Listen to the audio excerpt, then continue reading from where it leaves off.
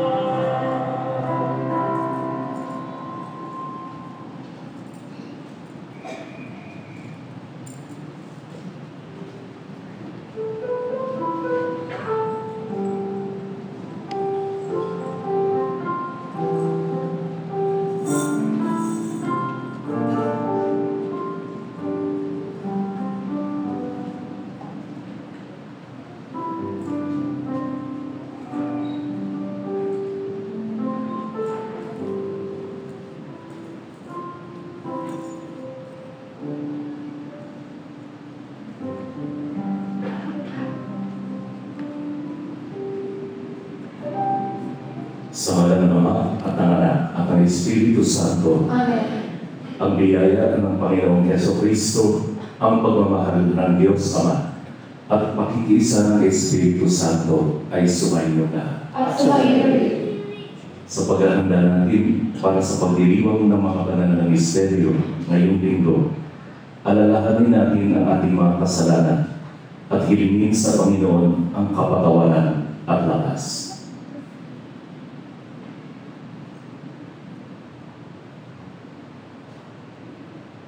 Para sa paglingkod natin sa ating panghabang panahong kapalaran at pamumuhay nating naghahanap lamang ng ginhawa. Panginoon, kaawaan mo kami. Panginoon, kaawaan mo kami.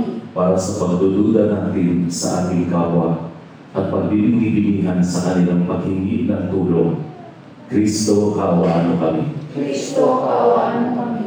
Para sa ating pagiging sanhi ng paghihirap ng ating mga kapatid sa pamayanan, Panginoon, kaawaan mo kami. Panginoon, kaawaan mo kami. Kaawaan tayo ng makapangyarihang Diyos. Patawarin tayo sa ating mga kasalanan at pagnubayan tayo sa buhay na walang hanggan. Amen.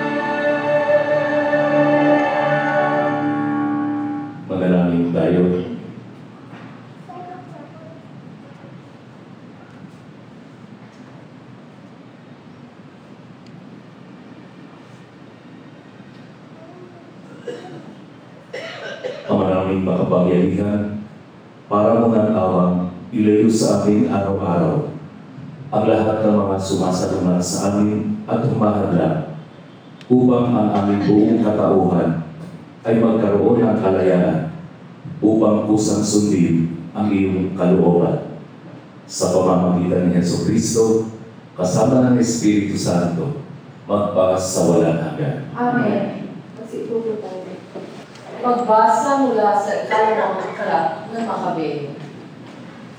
Noong mga araw na iyon, isang ina at ang kanyang 7 anak na lalaki ang ipinagpuli ng hari. Sila'y pinahirapan para piliting kumain ng karneng baboy na pinagbabawal ng Diyos. Isa sa mga anak ang nangahas tumayo at nagsalita, "Ano ba ang inyong ibig mangyari sa pagpapahirap sa amin? Matamis pa sa amin ang mamatayan kaysa lumabag sa mga kautusan ng aming ninuno." Bago namatay, sinabi ng ikalawang anak ng malakas sa hari, "Kasumpa-sumpang halimaw, maaari mong kunin ang buhay namin dito sa lupa, ngunit bubuhayin kami muli ng hari ng buong daigdig upang hindi na muli mamatay, sapagkat sinusunod namin ang kanyang mga utos." Ganon din parusa ang sinabi ng ikatlong anak. Noong siya'y utusang ilawin ang kanyang dila, ginawa niya ito agad at walang atubiling iniabot ang kanyang mga kamay. Ganito ang sinabi niya, "Tinanggap ko ang mga kamay na ito buhat sa langit. Subalit mas mahalaga para sa akin ang mga utos ng Diyos at umaasa akong ibabalik niya ang mga kamay ko." Pati ang hari at mga tauhan niya'y humanga sa ipinakita niyang tapang ng loob at sa pagiging handa sa pagtanggap ng pagpaparusa nila. Namatay rin ang ikatlong kapatid na ito. Isinunod namang parusahan ang ika-4 sa ganito ring malupit na pamamaraan. Nang mamatay na, sinabi nito, "Ako'y maligayang mamamatay sa kamay ninyo, sapagkat alam kong ako'y muling bubuhay ng Diyos. Ngunit ikaw, Antioco, ay walang pag-asang mabubuhay uli."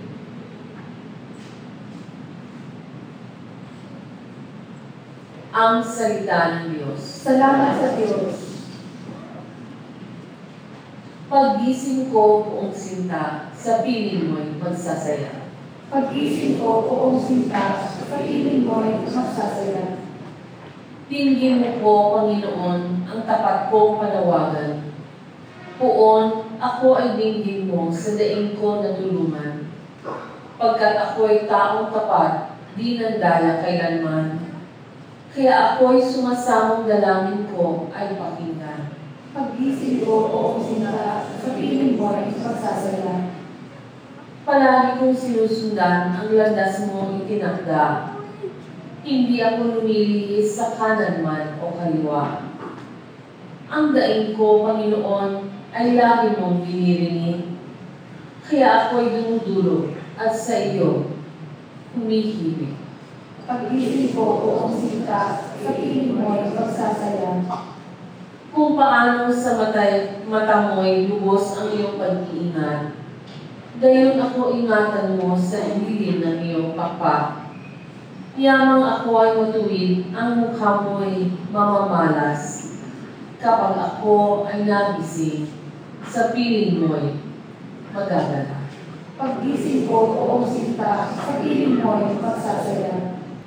Pagbasa mula sa ikalawang sulat ni Apostol San Pablo sa mga taga-Tesalonica. Mga kapatid, alinin nawa kayo ng Panginoong Jesucristo at ng ating Diyos at Ama na umibig sa atin at sa kanyang habag ay nagbigay sa atin ng walang pagbabagong lakas ng loob at matibay na pag-asa.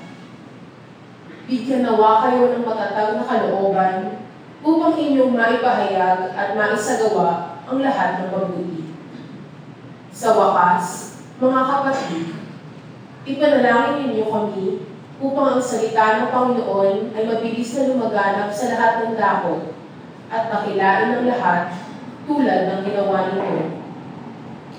Idalangin din ninyo na maligtas kami sa mga buktot at masasamang tao, sapagkat hindi lahat ay naniniwala sa salita ng Diyos. Tapat ang Panginoon. Bibigyan niya kayo ng lakas at ililigtas sa dyablo. Dahil sa Panginoon, malaki ang aming pagtitiwala na ginagawa ninyo at patuloy na gagawin ang mga sinabi namin sa inyo. Akali nawa kayo ng Panginoon tungo sa pag-ibig sa Diyos at sa pananatili kay Kristo. Ang salita ng Diyos. Salamat sa Diyos. Magsitayo po tayo.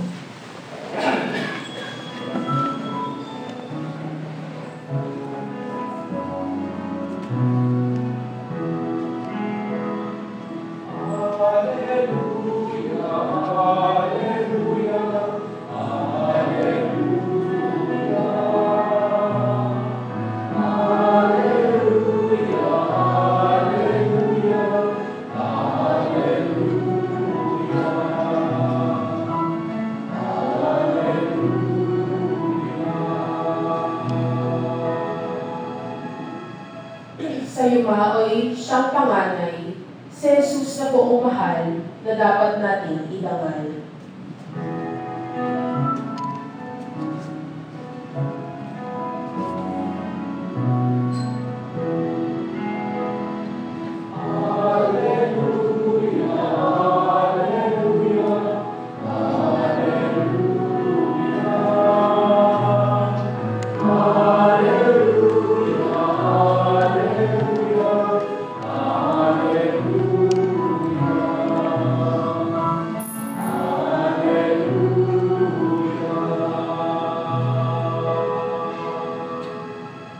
Sumainyo ang Panginoon. At sumainyo rin. Ang mabuting balita ng Panginoon ayon kay Lucas. Papuri sa iyo, Panginoon.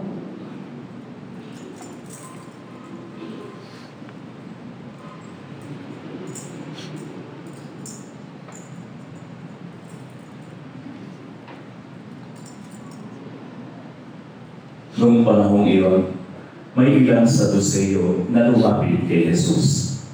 Ang Saduceo hindi naniniwala na muling bubuhayin ang mga patay. Guro, anila, naglagda po si Moises ng ganitong batas para sa amin. Kung mamatay ang isang lalaki at maiiwang walang anak ang kanyang asawa, ang kapatid na lalaki dapat pakasal sa balo upang magkaanak sila para sa namatay. May 7 magkakapatid na lalaki. Nag-asawa ang panganay at namatay na walang anak. Napakasal sa balo ang pangalawa at namatay. Gayun din ang nangyari sa pangatlo hanggang pang-7. Isa-isang napangasawa ng babae at walang namatay at pawang namatay na walang anak. Sa kahuli-hulihay, namatay naman ang babae. Sa muling pagkabuhay, sino po sa 7 ang kikilaning asawa niya? Yang napangasawa niya silang lahat. Sumagot si Jesus, sa buhay na ito, ang mga lalaki at mga babae nag-aasawa. Ngunit ang mga lalaki at babaeng karapat-dapat na muling buhayin para sa kabilang buhay ay hindi na mag-aasawa. Hindi na sila mamamatay, sapagkat matutulad sila sa mga anghel. At sila'y mga anak ng Diyos, yamang muli silang binuhay. Maging si Moises ay nagpapatunay na muling binubuhay ang mga patay, sapagkat sa kanyang kasaysayan, hinggil sa nagliliyaw na mababang punong kahoy, ang Panginoon ay tinawag niya Diyos ni Abraham, Diyos ni Isaac, at Diyos ni Jacob. Ngunit ang Diyos ay hindi Diyos ng mga patay, kundi ng mga buhay. Sa Kanya'y buhay ang lahat. Sinabi ng ilan sa mga eskriba, "Magaling ang sagot ninyo, guro, at wala nang namahas na magtanong sa kanya ng anuman." Ang mabuting balita ng Panginoon. Pinupuri ka namin, Panginoong Jesucristo. Magsipupo po. Sabi ng isang kaibigan ko, no? Wala namang palang mag-aasawa sa langit, ayaw mo lang pumunta doon. Meron pong 4 na magkakaibigan na babae, no? Elderly women, ang mahilig sa mahjong. Lagi silang naglalaro ng mahjong. Kaya minsan, na lagi nilang na pag-uusapan, meron kayang mahjong sa langit. At sila ay nagkasundo. Sabi nila, kung sino ang unang mamamatay, babalik ang kanyang kaluluwa para sabihin sa atin kung meron na mahjong sa langit. At lumipas ang ilang buwan, yung pinakamatanda sa kanila, si Maria, ay pumanaw. Nung ika-40th day niya, habang nagkakakipon yung 3 pang magkakaibigan, ay nagparamdam si Maria. At sinabi sa kanila, "Huy, meron akong good news at bad news." At sinabi, tinanong ng 3, "Ano ang good news?" "Merong mahjong dito sa langit." Okay naman pala ano pa ang magiging bad news nun? Sa isang linggo, nakaschedule kayong 3 maglaro. Okay. Nag-gets na. So, pero naman isa, nabasa ko doon sa column ni Father Jerry Orbos kanina, doon sa isang newspaper for today. Laging nag-aaway daw yung mag-asawa. Kaya tinanong ng mga anak, palagay mo ba, pag sa langit, sila pa rin ang mag-asawa? Sabi ng isa, siguradong hindi na. Kaya nga tinawag na langit Wala nang away. No? Puro pagmamahala na lang. Maramang sasabihin niyo sa akin, ano ba naman itong sasasabihin ni Father? No, ano naman ang katuturan niyan sa ating ebanghelyo? Mahjong, no? Mahjong sa langit. Ganito rin ang tanong ni Jesus doon sa mga nagtanong sa Kanya. Ano ba naman yung mga pinagtatanong niyo sa akin? Mayroong 7 magkakapatid na matay bawat isa, pinakasalan ng isang babae, at tatanungin ninyo, sino ang magiging asawa niya doon sa langit?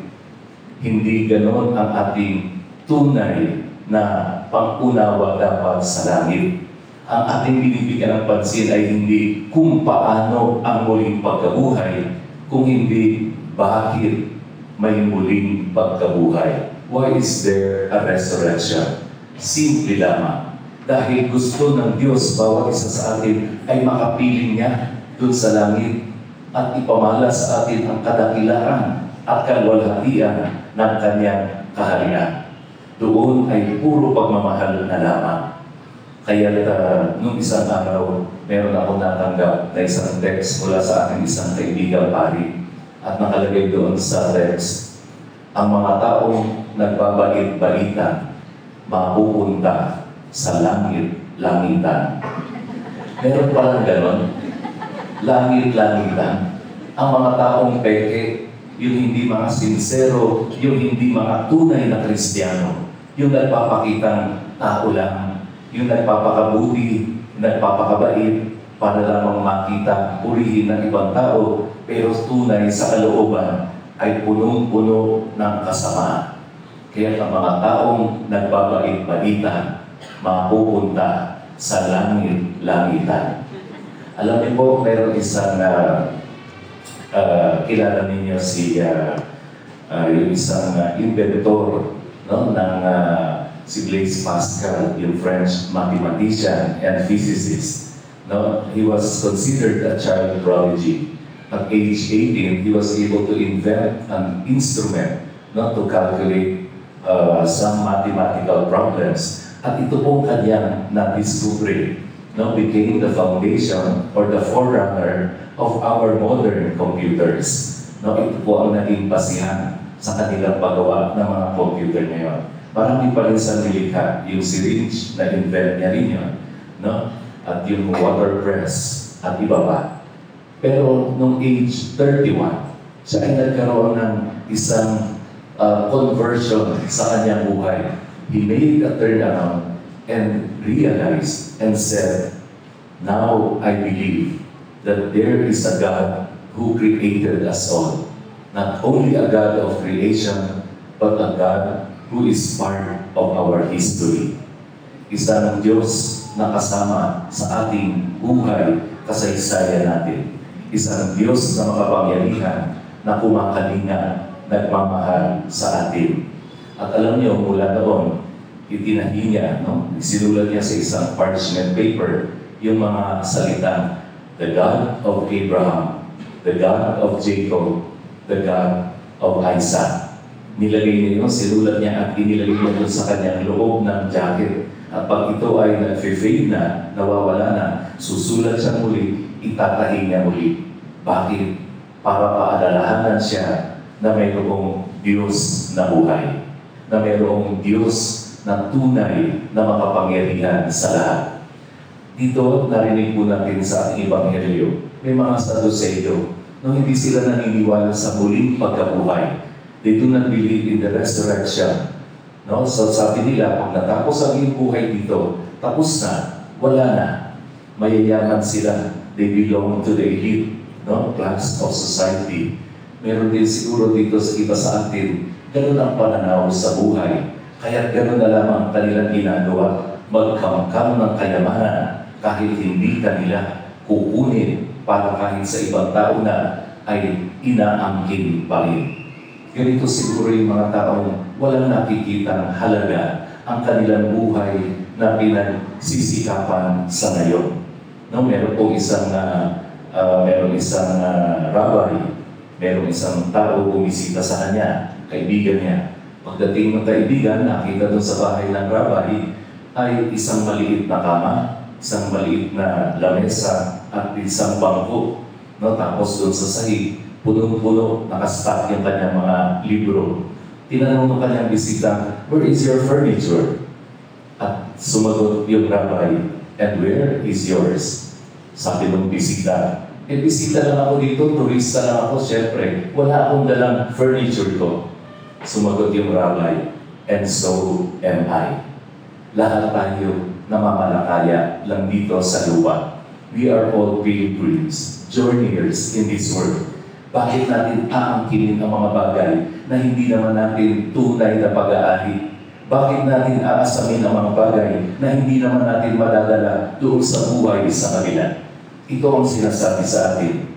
Ngayon, nakikita po natin, balita, naririnig natin, mga larawan, kung ano ang nangyari doon sa trahedya, no? The aftermath of Typhoon Yolanda. Sa mga kababayan natin, kanina nakita ko doon sa front page, nakalagay doon sa ulan, no? Literally, the dead, no, are just scattered on the streets.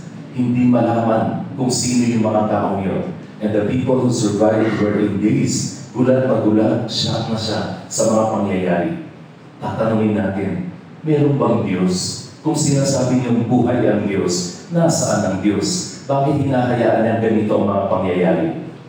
Pagkat tayo ay namula sa pag-iisip, no, yung mga explanation natin, katwiran natin, na sinasabi natin, kung meron ng Diyos, nasaan siya? Bakit hindi tulungan?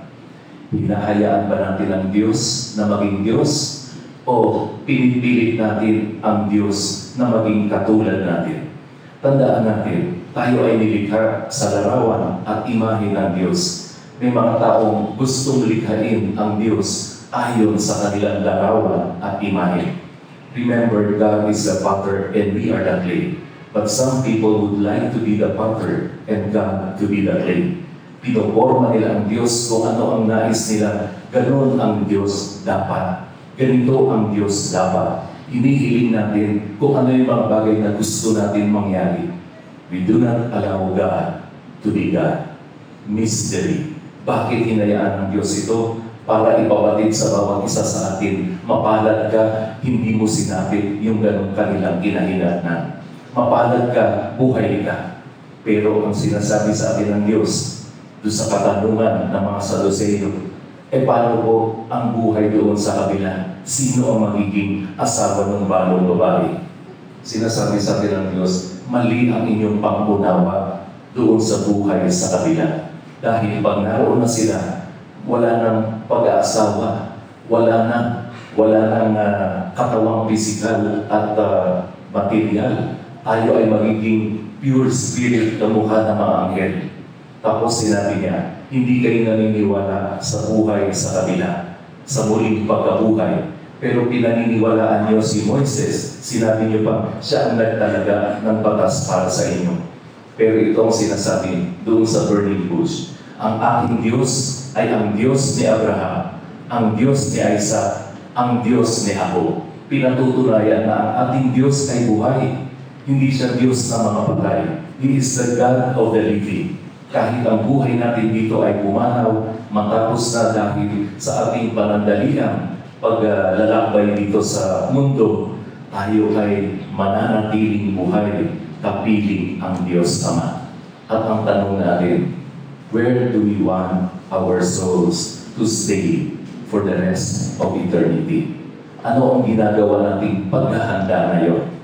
Maaaring meron pong nagtanong sa akin, Father, bakit yung mga trahedya, kalamidad, normally dumarating pag magpapasko? Last year, yung bagyong Pablo, December yata nangyari. Siguro maganda paalalahan din sa atin ng Diyos. Ang tunay na kapaskuhan ay hindi yung mga magagarang mga bagay na gusto nating makuha tuwing Pasko. Ito ay pagsasabi sa atin na ang kapaskuhan ay ang paghahandog ng sarili. Tulad ng ginawa ni Jesus nang siya ay nagkatawang tao. Inalay niya ang kanyang sarili para sa ating kaligtasan sa kasalanan. At ito ang ipinapaalala sa atin ng Panginoon. Ngayon darating ng Pasko, hindi mahalaga yung mga Christmas parties, mga Christmas gifts, mga magagarang damit, mga Noche Buena, mga pagkain. Ito dapat ay sinasabi natin sarili. Paano ko ba ito may ibabahagi sa ating kapwa? Tandaan natin, mga kapatid, hindi sapat ang sasabihin, kawawa naman, na wala namang ipinaparamdam na konkretong tulong. Sabi nga sa isang kasabihan, kahit anong bagay na maliit, kapag ito'y galing sa pusong nagmamalasakit, makakaabot din hanggang langit, yung tunay na langit. Amen.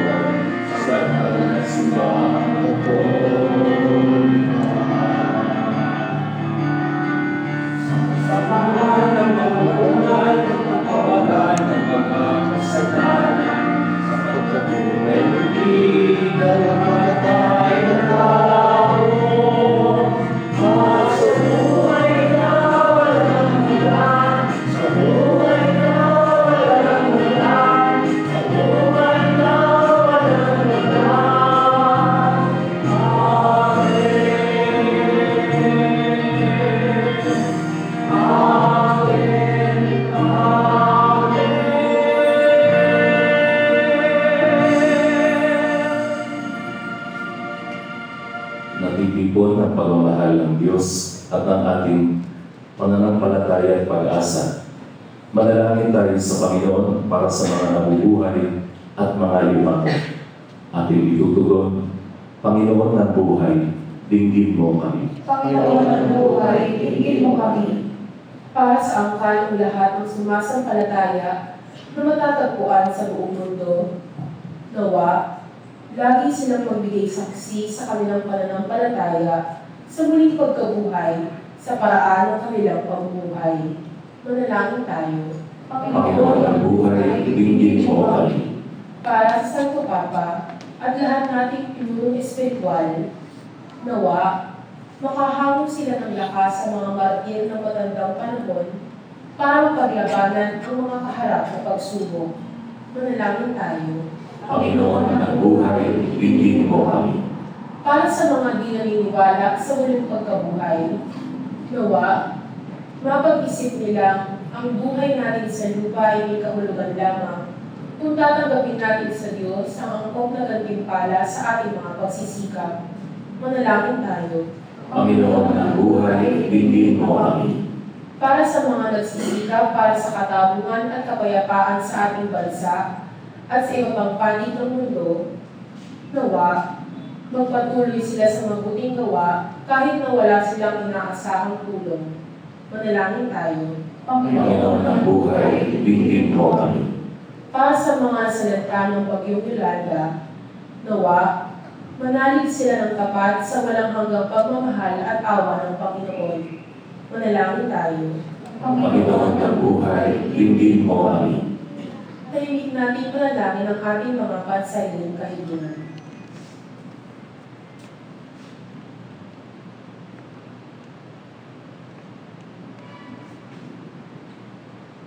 Manalangin tayo. Panginoon ng buhay, dinggin mo kami. Panginoon, ang buhay namin naway maging angkop sa pananalig namin sa huling pagkabuhay. Nawa mabuhay kami laging kasama mo. Isinasamo namin ito sa ngalan ni Jesus na aming Panginoon. Amen. Magsipo po tayo.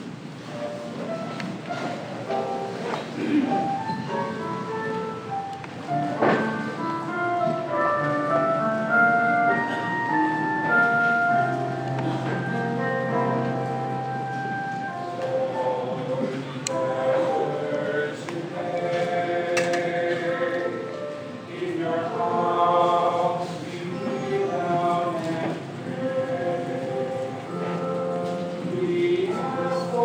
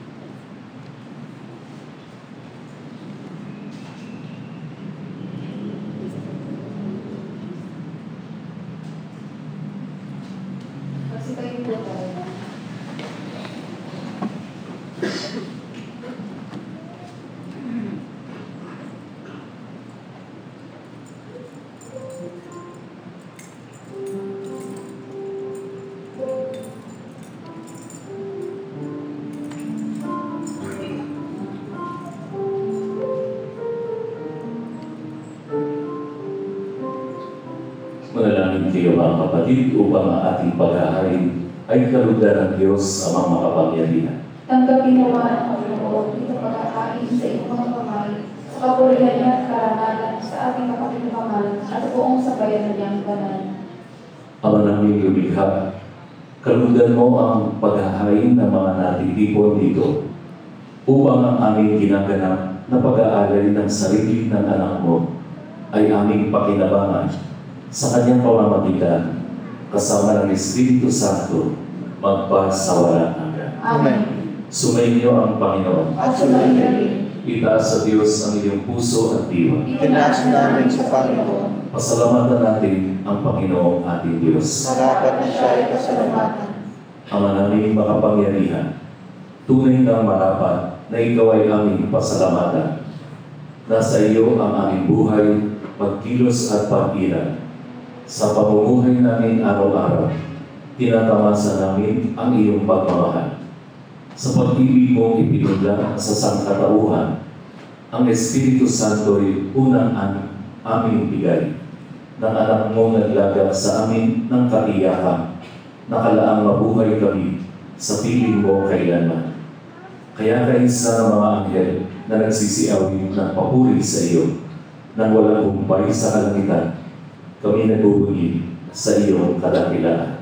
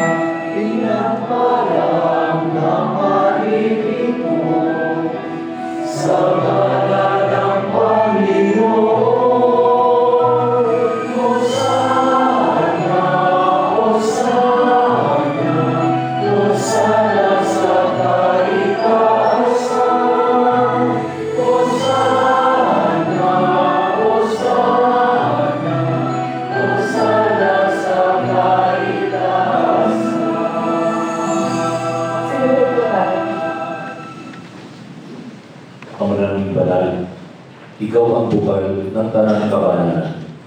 Kaya sa pamamagitan ng iyong Espiritu, gawin mong banal ang mga kaloob na ito upang para sa amin maging katawan at dugo ng aming Panginoong Heso Kristo. Bago niya pinagtiisang pusang loob na maging handog, hinawakan niya ang tinapay. Pinasalamatan kanya. Pinaghati-hati niya iyon. Kinabot sa kanyang mga alagad at sinabi, "Tanggapin niyo lahat ito at kanin. Ito ang aking katawan na ihahandog para sa inyo."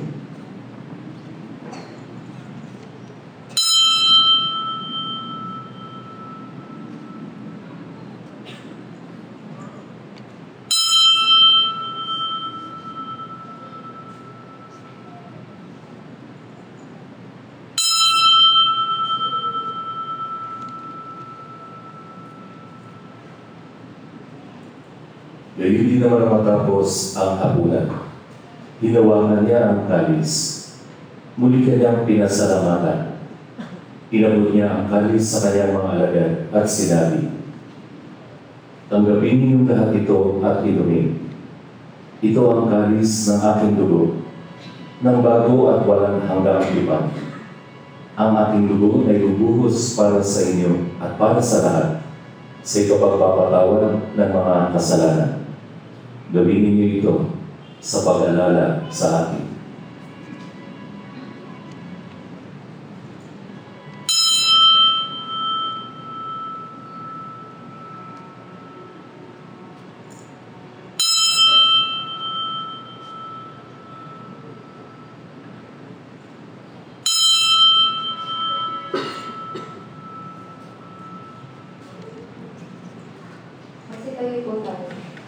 ang misteryo ng pananampalataya.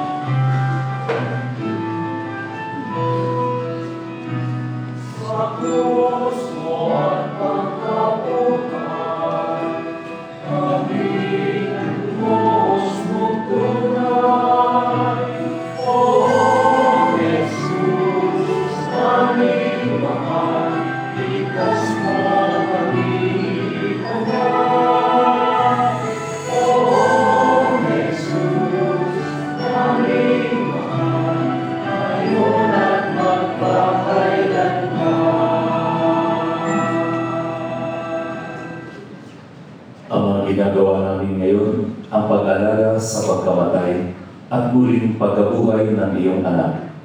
Kaya inialay namin sa iyo ang tinapay na nagbibigay buhay at ang kalis na nagkakaloob ng kaligtasan.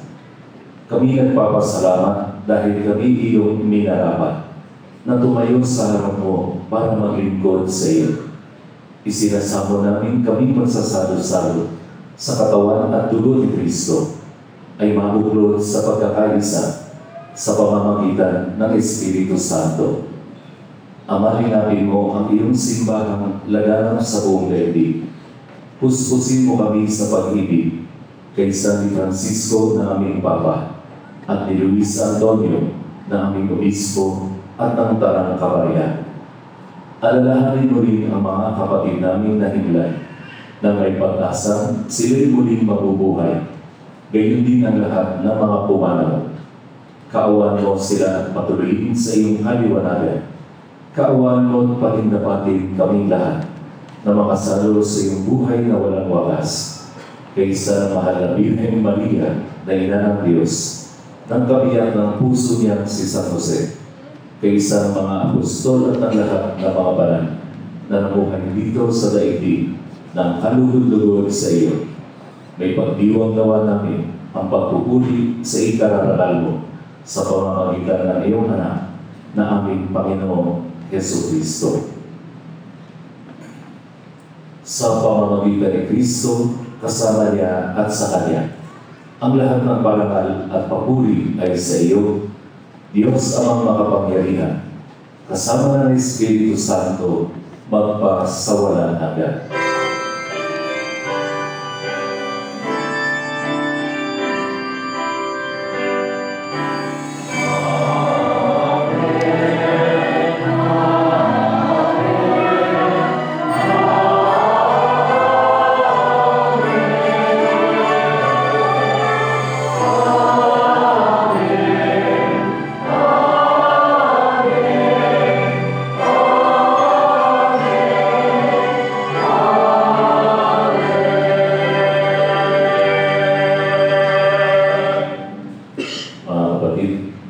Mahal tayo ng Diyos, hindi dahil tayo ay mabuti. Mahal tayo ng Diyos dahil ang Diyos ay mabuti. Nananabig sa kabutihan ito, nakasloob tayo lumulod sa Ama.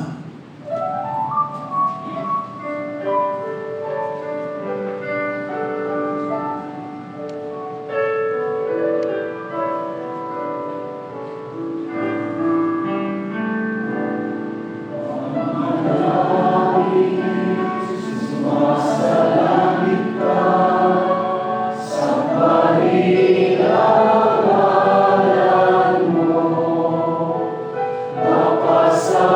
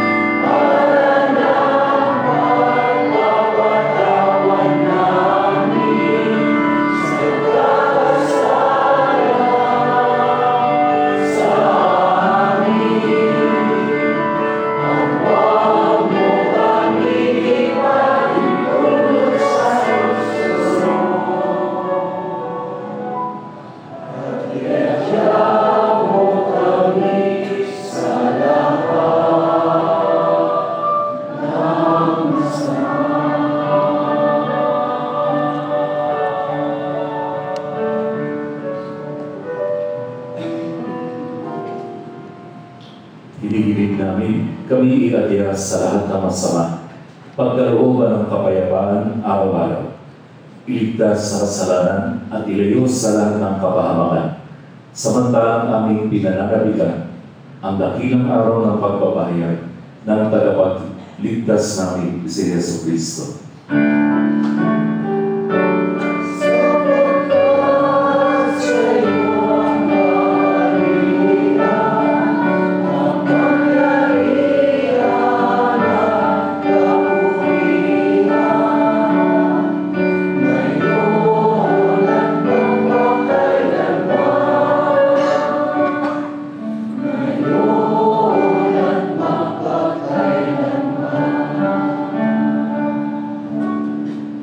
Panginoong Jesucristo, sinabi mo sa iyong mga apostol, kapayapaan ang iniiwan ko sa inyo.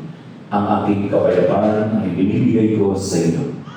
Tuhayan mo aming pananampalataya at huwag ang aming mga paulit-ulit na pagkakasala. Pagkalooban mo kami ng kapayapaan at pagkakaisa ayon sa iyong kalooban.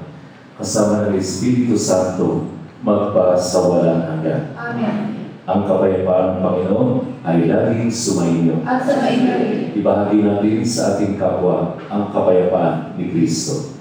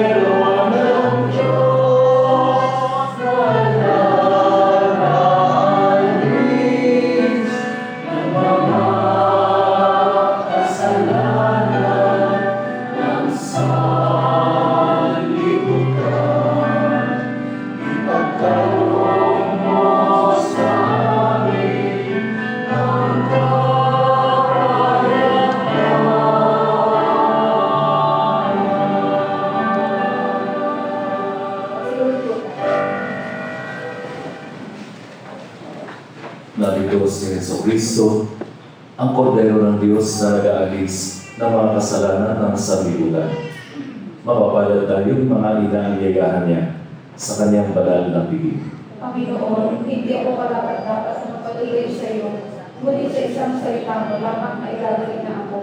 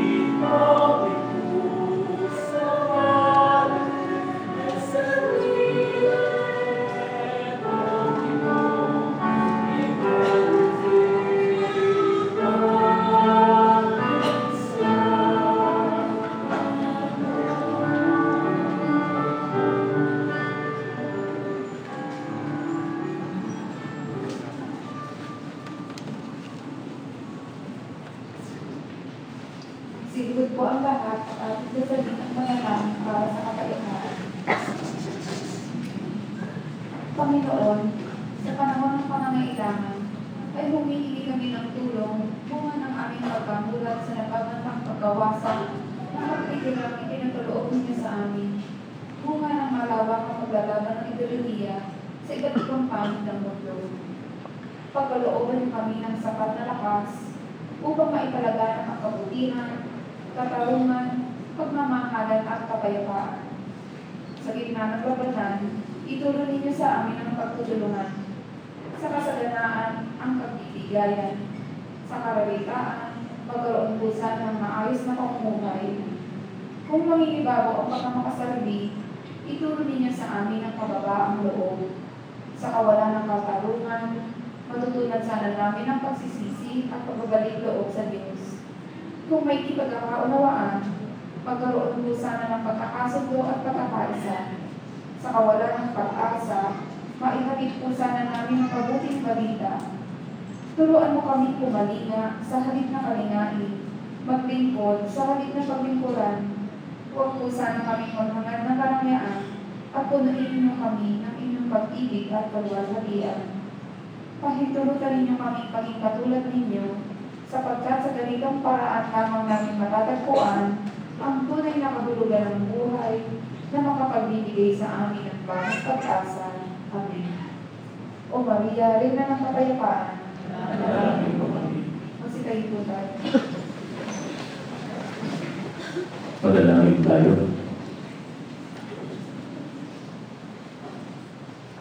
Ama naming mapagmahal, tinatanaw namin utang na loob ang banal na pakikinabang at iniluluhog namin ang Espiritu Santo ay mag-umapaw sa kalooban namin kanyang pinipigin ng iyong kadakilaan upang ang iyong kagandahang loob ay manatili sa aming palagian sa pamamagitan ni Jesucristo kasama ng Espiritu Santo magpa sa walang hanggan. Amen. Sandali po namin hinihiling ang iyong pansin.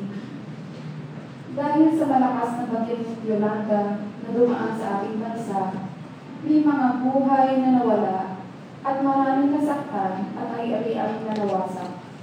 Bilang pag-iisa at pagtulong para sa ating mga kapatid, ang EDSA Shrine na nananawagan sa iyong tulong, maaari kong ihulog ang inyong cash donation sa mga drop boxes na matatagpuan sa lahat ng entrances ng simbahan pagkatapos ng misa.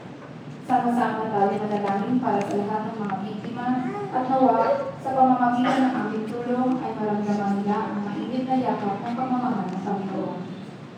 Maraming pong salamat at gabi na po natin ang huling pagbabasbas.